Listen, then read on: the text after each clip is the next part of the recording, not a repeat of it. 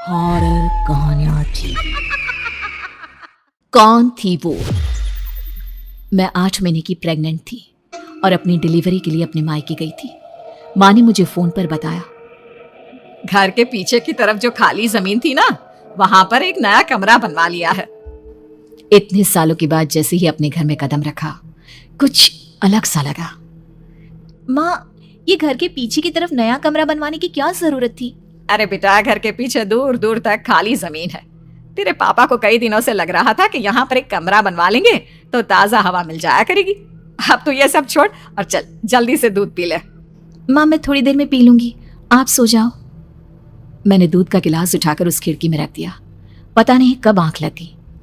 अचानक से खिड़की के पल्लों के खड़कने की तेज आवाज आई। दूध का गिलास धड़ाम से जमीन पर आ गिरा। जमीन पर गिरते ही दूध का रंग लाल हो चुका था। मैंने खिड़की से झांक कर बाहर देखा। चारों तरफ धूप अंधेरा था। उस अंधेरे की तरफ से कुछ आवाजें आ रही थी, जैसे छोटे बच्चे आपस में खिलखिलाकर मस्ती कर रहे हो।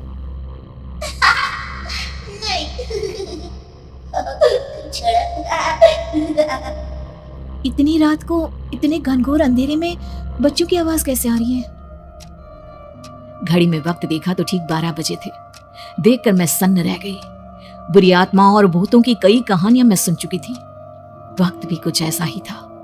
ऊपर से मैं प्रेग्नेंट। सुना था कि ऐसे वक्त में अक्सर बुरी आत्माएं औरतों का पीछा करती हैं। तो क्या मेरे पीछे भी?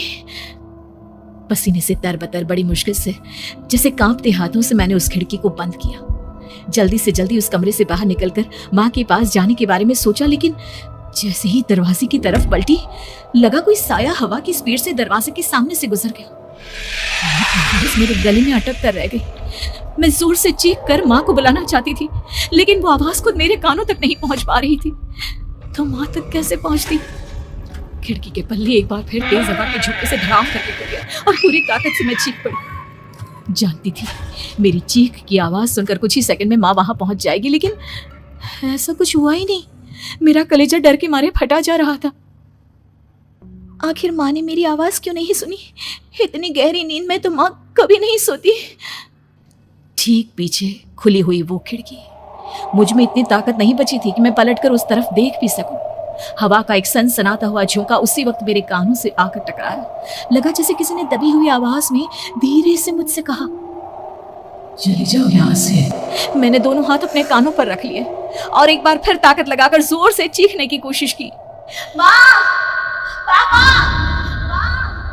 मेरी आवाज उस कमरे की दीवारों से टकराकर वापस मुझे ही सुनाई दे रही थी। जितनी ताकत के साथ मैंने चीखने की कोशिश की थी, कुछ ही देर बाद उससे कहीं ज्यादा तेज और दर्दनाक चीख मुझे सुनाई देने लगी। ये आवाज ठीक मेरे पीछे खिड़की से आ रही थी। वो आवाज मेरे कानों में पिघलते हुए लोहे की तरह गिर रही थी। उन आवाजों में हैवानियत थी। वो आवाजें किसी इंसान की नहीं है, इतना मैं समझ चुकी थी। कांप रहे हाथों से मैंने अंधेरे में कुछ ढूंढने की कोशिश की।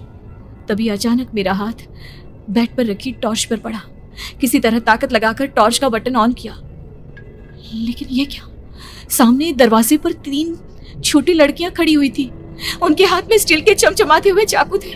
मैं घबराकर लड़खड़ाई और पीछे की तरफ हटी, लेकिन तब तक वो मेरे पास आ चुकी थी। उनकी गर्दन टेढ़ी थी और उनके हाथों के वो चाकू मेरे पेट को निशाना बनाने को तैयार। मैं जोर से चीखी, नहीं, छोड़ दो मेरे बच्चे को, मत मारो, मत मारो, छोड़ दो मेरे बच्चे को।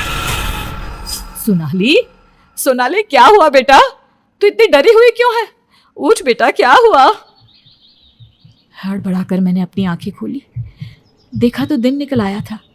माँ मुझे जगा रही थी। मेरा चेहरा पूरा पसीने से लथपथ था। क्या हुआ बेटा? तुमने कोई बुरा सपना देखा क्या? मैं अभी तक अपने पूरे होश में नहीं थी। वो मेरे बच्चे को मार देगी माँ। वो लड़की मेरे बच्चे को। मैंने घबराकर अपने पेट को छुआ। सब कुछ ठीक था। और वो दूध जो रात को यहाँ पर गिर गया था, उसका रंग लाल हो गया था। माँ ने हंसते हुए दूध का गिलास मुझे दिखाया। तुमने दूध पिया ही नहीं, पूरा का पूरा ऐसे ही रखा हुआ है। तुमसे कहा था ना सोनाली, सेहत के लिए लापरवाही ठीक नहीं बेटा। लेकिन मैंने तो सब कुछ अपनी खुली आंखों से देखा था। ये सपना कैसे हो सकता है?